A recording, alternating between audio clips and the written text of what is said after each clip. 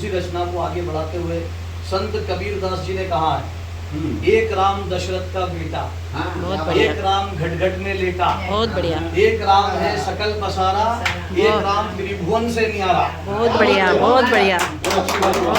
अपनी 4 लाइन में ये बोलना चाहूंगा कि ना आगाज है तेरा ना अंजाम है तेरा। आगाज बोलते शुरुआत, ना आगाज है तेरा ना कोई अंजाम तेरा, हमेशा भक्तों पे रहता है लुत्फ़े आम तेरा। बहुत बढ़िया, बहुत हमेशा भक्तों पे रहता है लुत्फ़े आम तेरा।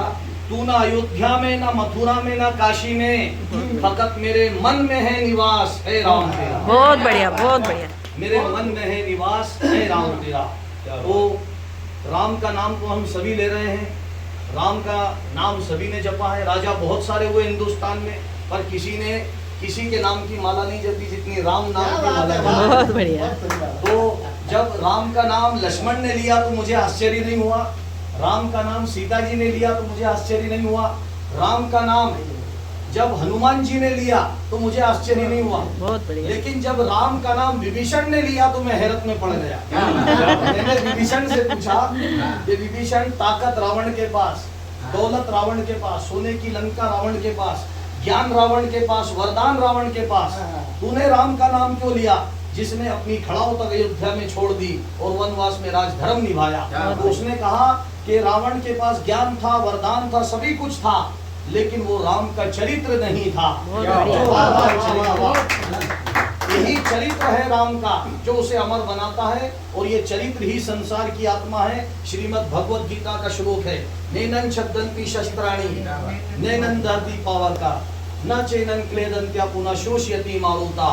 तो राम का एक चित्र है, और राठौड़ ने बताया कि हम राम के चित्र में खोए हुए हैं और चरित्र को भुला दिया। राम को चित्र से निकालकर आज अपने चरित्र में बसाने की जरूरत है। तो जब राम चरित्र में बसेगा तो मैं आपसे कहना चाहूंगा कि राम का नाम हम ले रहे हैं, लेकिन राम का नाम जब वाल्मीकि ने लिया, डाकू थे, राम का नाम लिया, महाकवि बन गए। राम का नाम तुलसीदास ने लिया, बाल कवि थे, रामचरितमानस लिखी। राम का नाम लिया, बाल कवि से महाकवि बन गए।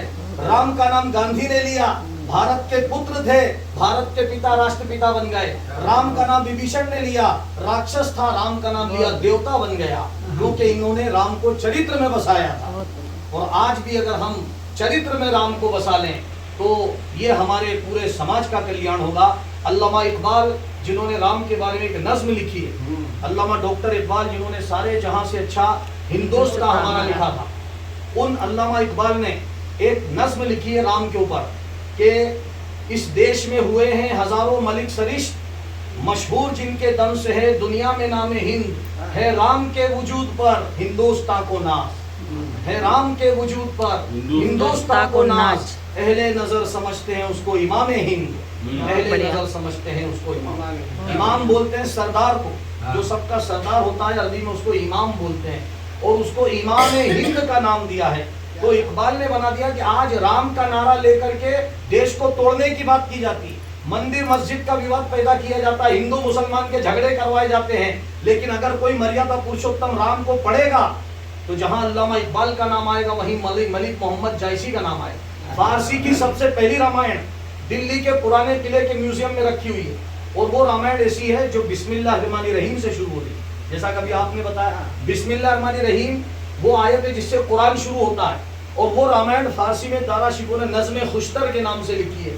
फारसी में वो रामायण आज भी म्यूजियम में रखी हुई है। तो अकबर के दौर में अवधी भाषा में तुलसीदास लिखी गई।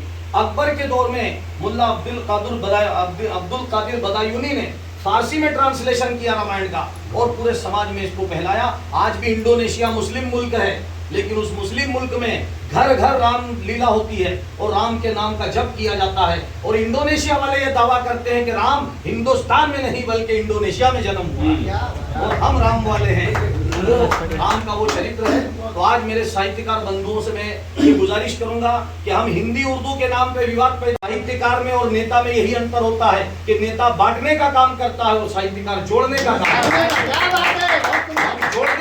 करे।